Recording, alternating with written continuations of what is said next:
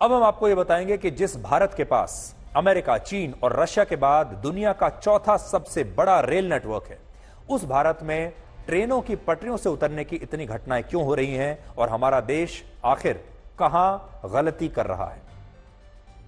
और वह बात आज हम इसलिए ये बात कह रहे हैं क्योंकि आज उत्तर प्रदेश के गोंडा में एक एक्सप्रेस ट्रेन की 8 बोगियां अचानक डीरेल हो गई, पटरी से उतर गई, जिनमें 2 यात्रियों की मौत हुई है और 25 यात्री घायल हुए हैं। पूरे दिन आज इस दुर्घटना की चर्चा हो रही है।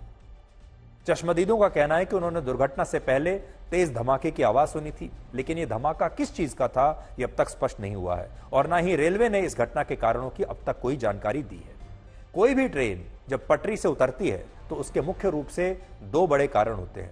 पहला कारण है मैकेनिकल फॉल्ट, जिसमें रेलवे ट्रैक पर लगे उपकरण खराब हो जाते हैं और इसके कारण ट्रेन की बोगियां पटरी से उतर जाती है। दूसरा कारण होता है रेलवे ट्रैक की खराब स्थिति। अगर पटरियों में दरार है या ट्रेन के डिब्बों को बांध कर रखने वाला कपलर ढीला हो जाए, तब भी इस स्थिति में ट्रेन डिरेल हो जाती हैं और इस घटना में भी हो सकता है कि इन्हीं में से कोई एक कारण रहा हो। तीसरा कारण कोई षड्यंत्र भी हो सकता है, लेकिन अभी हमारे पास उसकी पुष्टि नहीं है। भारत में प्रतिदिन लगभग 2.5 करोड़ लोग रेल में सफर करते हैं और इसीलिए जब कोई रेल इतनी बड़ी दुर्घटना का शिकार होती है तो इन 2.5 करोड़ लोगों का विश्वास डिरेल हो जाता है। रेलवे की जो सुरक्षा की नीति है, जब हम भारतीय रेल में कहीं जाते हैं हम सुरक्षित पहुंच जाएंगे, ये जो विश्वास है यात्रियों का वो डगमगाने लगता है।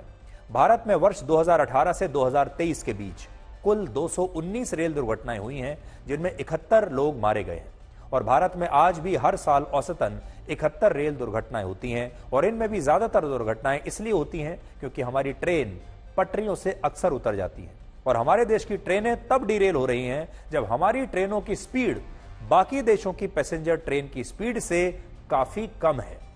भारत में एक्सप्रेस ट्रेन 51 किलोमीटर प्रति घंटा और साधारण पैसेंजर ट्रेन सिर्फ 37.7 किलोमीटर प्रति घंटा की औसत रफ्तार से चलती है और ट्रेन की स्पीड हमारे एक्सप्रेसवेज की स्पीड लिमिट से भी आधी है। यानी एक्सप्रेसवे पर, सड़क पर, एक्सप्रेसवे पर आपकी गाड़ी शायद तेजी से चलेगी लेकिन ट्रेन उससे कम स्पीड से चलती है। इस सब के बावजूद जो ट्रेन पहले से ही कछुए की रफ्तार से चल रही हैं, उन्हीं ट्रेन के डिरेल होने से बार बार ऐसे हादसे हो रहे हैं। जबकि जिस चीन में पैसेंजर ट्रेन की स्पीड 120 किलोमीटर प्रति घंटा से ज्यादा है, लेकिन इसके बावजूद चीन में ट्रेन के पटरियों से उतरने की उतनी घटनाएं नहीं होती जितनी यहां हो रही हैं। वर्ष 2017 से 2021 के बीच भारत में 1129 रेल दुर्घटनाओं में ट्रेन पटरियों से उतरी और इन दुर्घटनाओं के कुल 4 बड़े कारण रहे। 422 रेल दुर्घटनाएं इंजीनियरिंग डिपार्टमेंट की गलती से हुई, 171 दुर्घटनाएं खराब रेलवे ट्रैक्स की वजह से हुई, 182 दुर्घटनाएं मैकेनिकल फॉल्ट के कारण हुई और 154 दुर्घटनाएं लोको पायलट की अपनी गलती के कारण हुई। भारत में 99,000 किलोमीटर में से 54,000 किलोमीटर का रेलवे ट्रैक आज भी अंग्रेजों के जमाने का है और इसका इस्तेमाल भारत आज भी कर रहा है। हालांकि मौजूदा सरकार में पुराने ट्रैक्स को बदलने पर खर्चा बहुत बढ़ा है। 2004 से 2013 के बीच जब यूपीए की सरकार थी, तब उस सरकार ने पुराने रेल ट्रैक्स के रिन्यूअल पर 47,000 करोड़ रुपए खर्च किए, जबकि मोदी सरकार इन पर 1,09,000 करोड़ रुपए खर्च कर चुकी है। इसके अलावा आज भी ज्यादातर ट्रेन में पुरानी टेक्नोलॉजी पर आधारित इंजन और पुराने जमाने की बोगियां इस्तेमाल हो रही हैं और जिस आईसीएफ कोच का इस्तेमाल फिलीपींस जैसे देशों ने वर्ष 2009 में ही बंद कर दिया था, उन कोचेस का इस्तेमाल भारत में अब भी हो रहा है और इनकी वजह से कई बार ट्रेन पटरियों से उतर जाती है।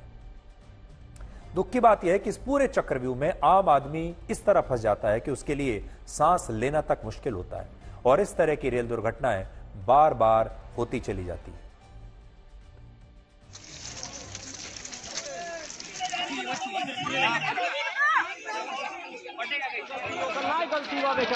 हेलो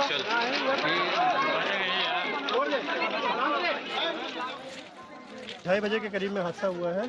हाँ चंडीगढ़ डिब्रूगढ़ एक्सप्रेस में, गोंडा से करीब 20 किलोमीटर आगे है ये जी। बता रहे मनकापुर अभी यहाँ से 5 किलोमीटर है।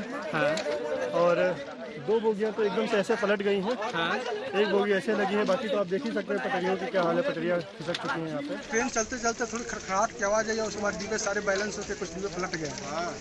मुश्किल से 20 से 25 सेकंड का पूरा टोटल टाइम लिया होगा। 20-25 सेकंड में पूरा काउंट हो गया।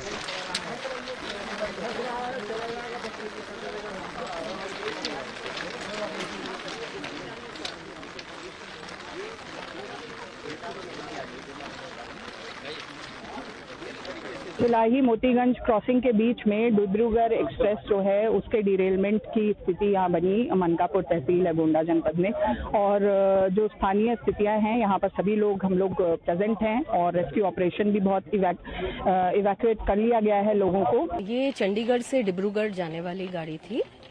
इसका यहाँ पे डिरेलमेंट हो गया है।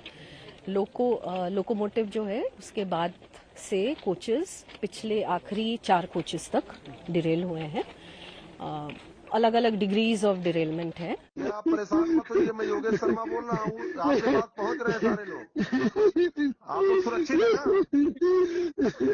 ड्राइवर साहब आप लोग सुरक्षित हैं? हम सुरक्षित हैं। असिस्टेंट भी सुरक्षित है। अच्छा, ईंधन सुरक्षित है। ईंधन के बाद सारी कोच बहुत बुरी तरह से डिरेलमेंट हो गया। ठीक है, आप लोग परेशान मत, हम लोग तत्काल आपके पास पहुँच रहे हैं, तत्काल पहुँच रहे हैं। आप लोग सुरक्षित, घबराइएगा नहीं, बिल्कुल ना घबराइएगा। हम लोग पहुंच रहे हैं आपके पास। आप लोग बिल्कुल घबराइएगा नहीं ड्राइवर साहब, हम लोग पहुंच रहे हैं। हम उसमें नहीं रह पाएंगे। नहीं, आप घबराइए नहीं, आप बिल्कुल शांत रहिए, कुछ नहीं हुआ है। देखिए, बड़ी बात यह है कि पूरी दुनिया अब बुलेट ट्रेन की तरफ बढ़ रही है, और बहुत सारे जो विकसित देश हैं वो तो बुलेट ट्रेन पर पूरी तरीके से अब निर्भर हो चुके हैं। हम भी बुलेट ट्रेन के युग की तरफ धीरे धीरे बढ़ रहे हैं। लेकिन बड़ा सवाल यह है कि बुलेट ट्रेन तो जब आएगी तब आएगी, लेकिन अभी जो हमारी साधारण और सामान्य रेलगाड़ियां हैं, जब तक वो पूरी तरीके से 100% सुरक्षित नहीं होंगी, तब तक लोगों का जो विश्वास है वो वापस कैसे आएगा सुरक्षा को लेकर। और हमारे देश की जो आम जनता है वो आज भी भारतीय रेल पर सबसे ज्यादा आश्रित भी है और सबसे ज्यादा विश्वास भी करती है कि वो जब एक बार ट्रेन में बैठेंगे तो अपनी मंजिल तक जरूर पहुंच जाएंगे। तो ये एक बड़ा सवाल है। और भारत में रेल दुर्घटनाएं जब होती हैं तो वो सिर्फ रेल दुर्घटनाएं नहीं हैं, वो राजनीति का भी एक बहुत बड़ा मौका होती हैं। इसलिए आपने देखा होगा हमारे देश में रेल दुर्घटनाओं पर, भारतीय रेल पर हमेशा से राजनीति हुई है। भारतीय रेल हमारे देश में नेताओं के राजनीति करने का एक हथियार रही है, एक टूल रही है। और अगर दुर्घटना हो उस पर भी राजनीति होती है। अगर कहीं पर भारतीय रेल की ट्रेन की कोई फैक्ट्री लगानी हो उस पर भी राजनीति होती है। अगर किराए बढ़ाने हो या कम करने हो उस पर भी राजनीति होती है। अगर किसी खास स्टेशन पर किसी ट्रेन को रुकवाना हो, उसका रूट बदलना हो, उस पर भी राजनीति होती है। और अगर किसी को डिस्काउंट देना हो उस पर भी राजनीति होती है। कुल मिलाकर हमारे देश में अभी तक, आजादी के बाद से अब तक, भारतीय रेल राजनीति का एक बहुत बड़ा हथियार बनकर आया है। उसकी हर चीज पर हमारे देश में राजनीति हुई है। और सबसे बड़ी बात यह है कि भारतीय रेल को प्रोफेशनल बनाने में, पूरी तरीके से सुरक्षित बनाने में कोई भी सरकार कितनी भी कोशिश कर ले, उसे अभी बहुत समय लगेगा। क्योंकि हमारे पीछे अभी तक, आजादी से लेकर अब तक, जिस तरह का दोहन भारतीय रेल का हुआ है अलग अलग नेताओं द्वारा, उसकी वजह से भारतीय रेल की जो अपनी व्यवस्थाएं हैं वो बहुत चरमरा गई हैं। क्योंकि भारतीय रेल को हमारे देश में अलग अलग पार्टियों ने और सरकारों ने एक जॉब प्रोवाइडर बना दिया, यानी नौकरियां बांटने का, नौकरी देने का एक साधन बना दिया। और नौकरियां उनको मिलती हैं जो हमारे वोटर होते हैं या जो हमारे समर्थक होते हैं, ऐसा नेताओं का सोचना है। और इसमें नौकरियां देने के चक्कर में, राजनीति करने के चक्कर में रेलवे का जो प्रोफेशनलिज्म है वो काफी पीछे छूट गया। अब धीरे धीरे कोशिशें हो रही हैं। नए मंत्री जो हैं रेलवे के, अश्विनी वैष्णव, वो लगातार कोशिश कर रहे हैं, वो समझते हैं, लेकिन बदलाव आने में कुछ समय तो जरूर लगेगा।